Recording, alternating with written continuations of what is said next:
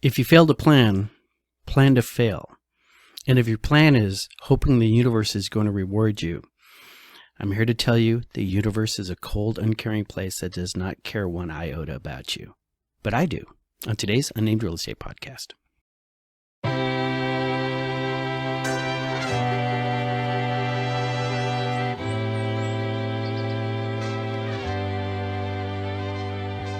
Hi there, my name is Charles Ray Dawson. I'm the Associate Broker Residential Sales Manager at ProStar Realty. This is the Unnamed Real Estate Podcast, episode 217. And I do care about you. Most of you. Some of you. 3 or 4 of you. All right, but the rest of you, I'm pretty good at faking it at. So I do hope you guys are all having a really good day so far. And thank you very much for joining my little show here. All 5 of you who likes to watch my episodes. I appreciate it, every one of you. So wow, real estate's a hell of a drug, dude. So we are rocking and rolling over here. I'm up to my eyeballs in clients and agents and lenders and home inspections, even home inspections on deals that aren't even mine, and this and that and the other thing. And this is this is what being a sales manager is all about. Not only do I have my own clients to deal with, I have 20 agents running around out there with their clients, and every one of their clients are a special little breed of critter, let me tell you what. So I'm not bitter about it, though. Okay, this is like literally what I signed up for. I mean, I could be sitting there in some cubicle right now worrying about filing TPS reports and whether or not they're going to get rid of my jobs to maximize shareholder value. All right, but that's the joy and the hurt of it. You know, it's like when you are independent, you got to kill your own meat. You know, this is what happens, all right? Especially in spring, because like I said, this is our busy season and everybody's really busy right now. So, in fact, thinking of, I'm going to put my phone on Do Not Disturb, which will freak a couple people out who are used to me instantly answering every time they call. But I need some us time, you and me, the viewer, the speaker, all right? How you doing? Tell me more about you. Okay, enough about you. Let's talk about me. What do you think about me? All right, so I'm a little manicky today. I was up there talking with Jessica, and I felt the twitch coming. I get this little eye twitch right here, and that's like one of those little physical markers. It's like the little pop up on the turkey, you know, for Thanksgiving. It's like when the twitch comes up, that's the wall. Okay, here we are. We're hitting the wall. So, and at that point, you just got to lay back on humor and just take on the day. So, hope is not a plan. What do I mean about that? All right. That is a quote that I came up with yesterday. And I've heard this thing a million times. A lot of very smart people say this all the time. Also, you'll hear hope is not a strategy. All right. But hoping is not a plan. All right. And planning any kind of process is really super important, right? There's the, you know, I'm going to just start throwing a lot of stuff at you, like begin with the end in mind, all right? That's also really useful. Where do we want to be at the end of the day? Well, the first thing you need to do when you're trying to figure out where you want to be, all right, is it helps to know where you are. So let's talk about the numbers, all right? So that, and I just want to get these out of the way. All right, so our numbers. Okay. I was so busy yesterday, I didn't realize until this morning that I hadn't ran the numbers yet. So these are actually the numbers for Thursday, April 3rd, 2025. Actives today as of 9 o'clock this morning are 24,984. Oh, for 16 more listings, which might be there by now. All right, so I can say we broke the 25 mark. All right, which is up 172 from last week. Our new listings are 2,677, up 73.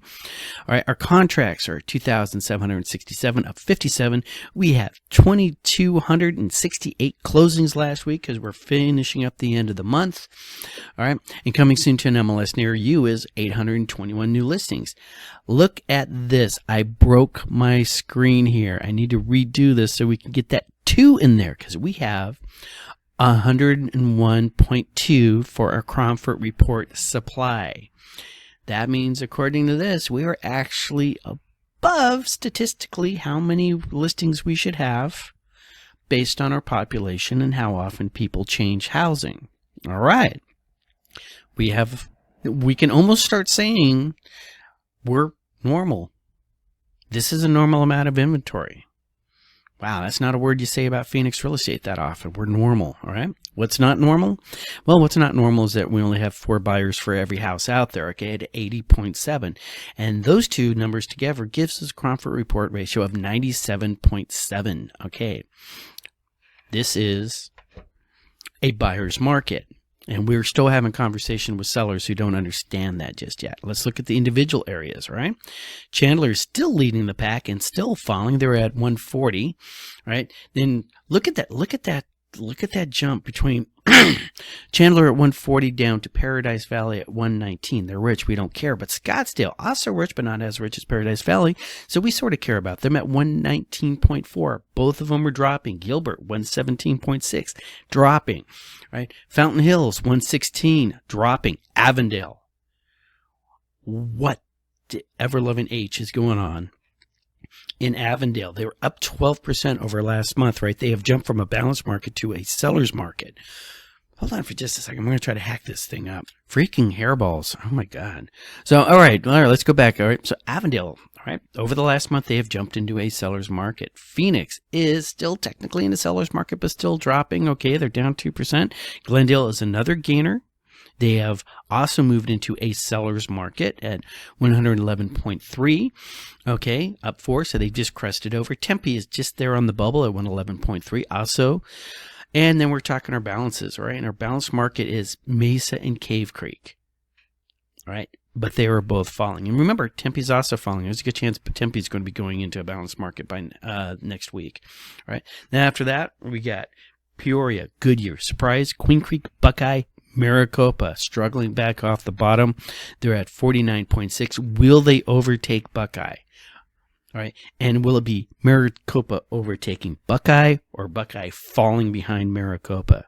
Follow this channel for more. All right. But they are definitely, all right, not just your buyer's market, but that is your go in there with fire and sword buyer's markets, right? They are the weak sister.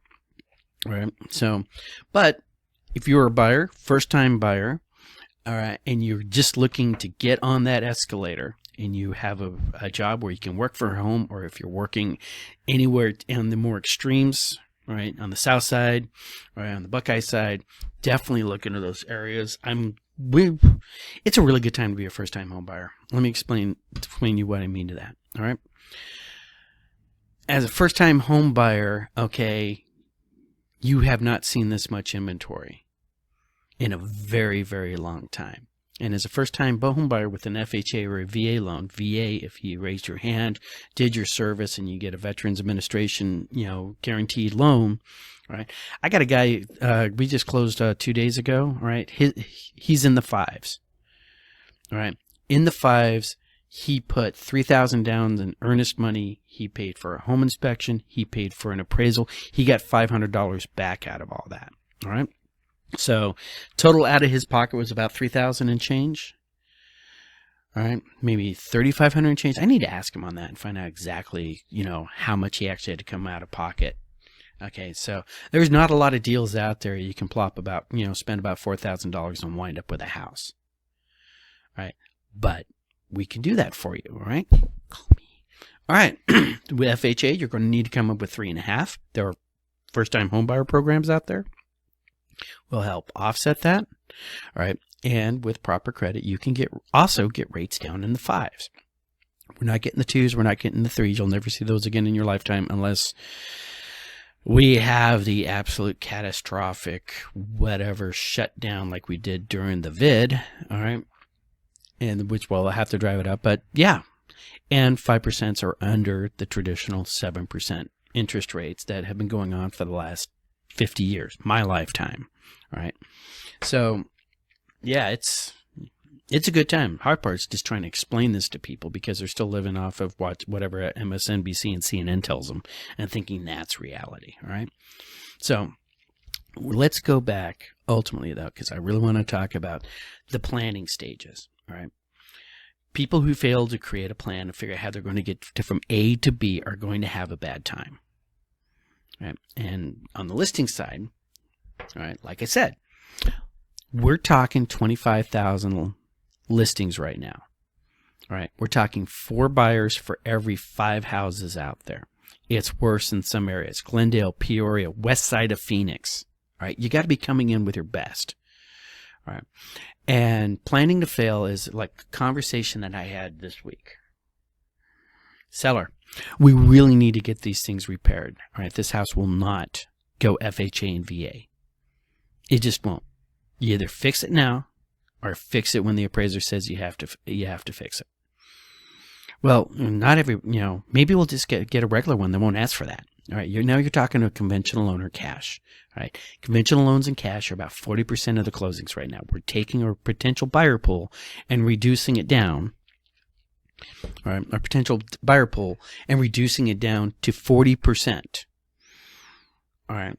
That is 4 out of 10. That is 2 out of 5. That is less than half of, your potential buyers who are going to be looking at other houses. And we have 4 buyers for every 5 houses. And now you're taking, of those 4 buyers, knocking down to less than 2, which leaves you this. All right.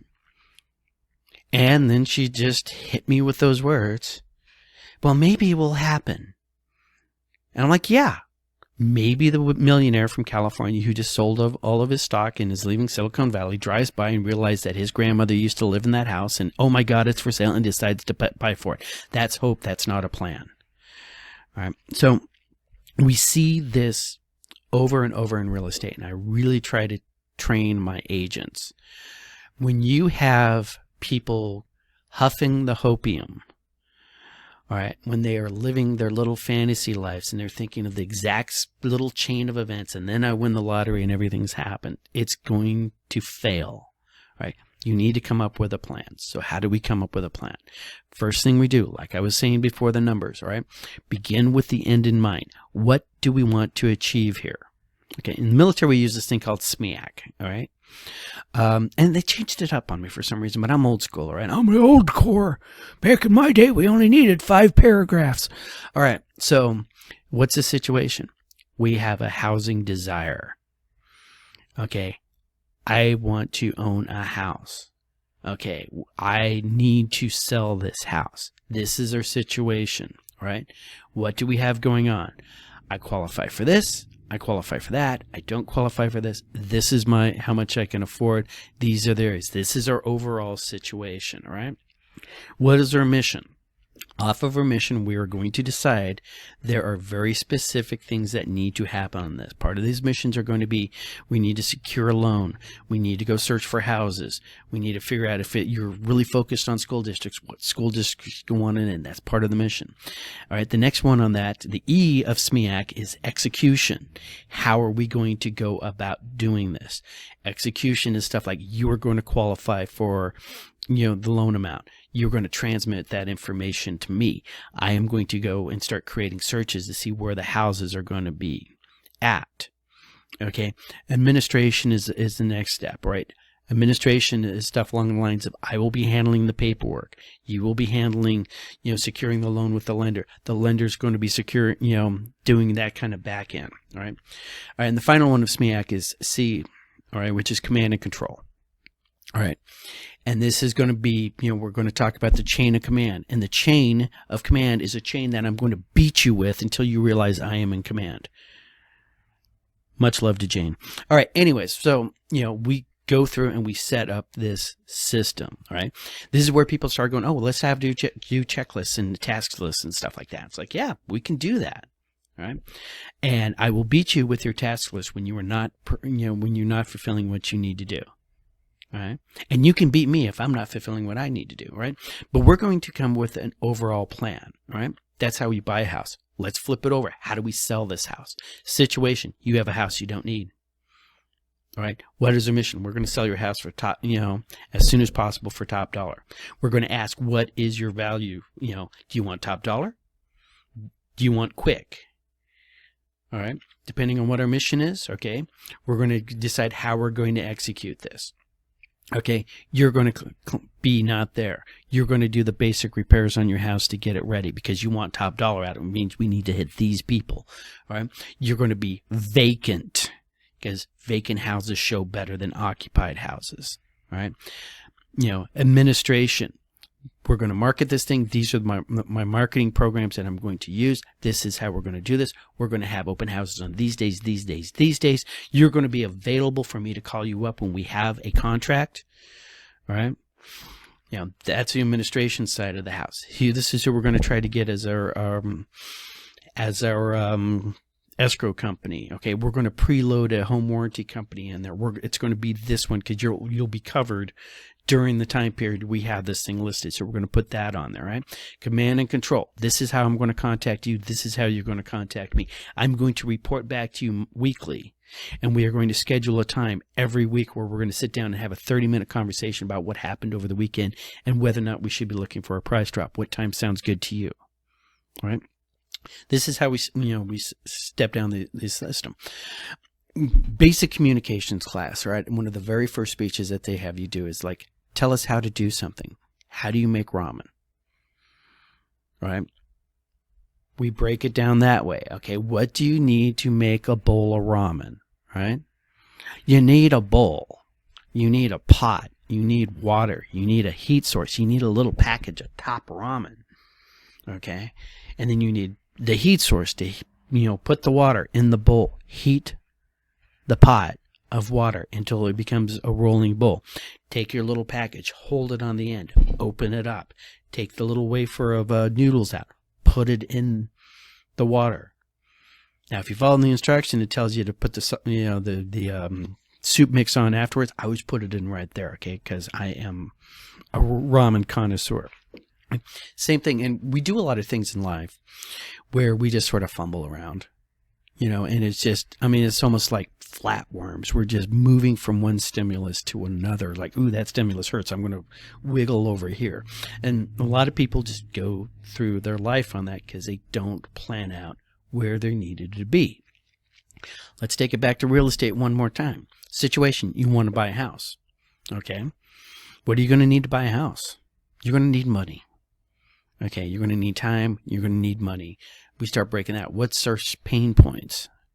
All right. I don't have any money. Okay. Let's figure out how to get you money.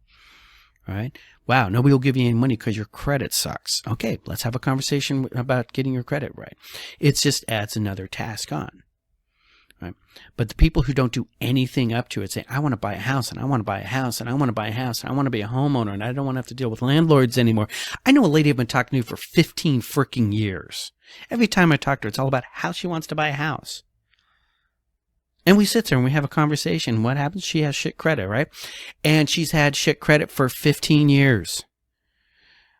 All right. She is failing at adulting. All right. Because all I ever hear from her every time I talk to her is all the excuses of why she hasn't been able to get her credit under control and how this happened to her or this happened to her daughter. So she had to spend money and she missed his payment or something else. And sometimes, all right, the plan to home ownership starts with growing the F up. So, not really ranting or anything like that, but I'm amazed I have to have this conversation with adults. I am absolutely amazed that I have to have this conversation with people in their 30s and 40s. Their parents never told them this. I can't even wrap my brain around it. Did you not love your children? Were you taught them how the world works? Were you too busy being their friend? You weren't their mentor. Guess what? That's the reason why that 30-year-old is living with you right now, because you kept being their friend. All right. How do I know these things? Because I am the perfect parent because I don't have children. So I have all the answers to parenting. Trust me. So anyways, rant aside. I need to call my client up who has been texting me like crazy because a failure to plan and a failure to communicate is resulting in drama for her because her plan was everything will be perfect as she put it out into the universe. The only thing I hate worse in real estate is when somebody says, oh, I'm just putting good thoughts out into the universe, is God wills.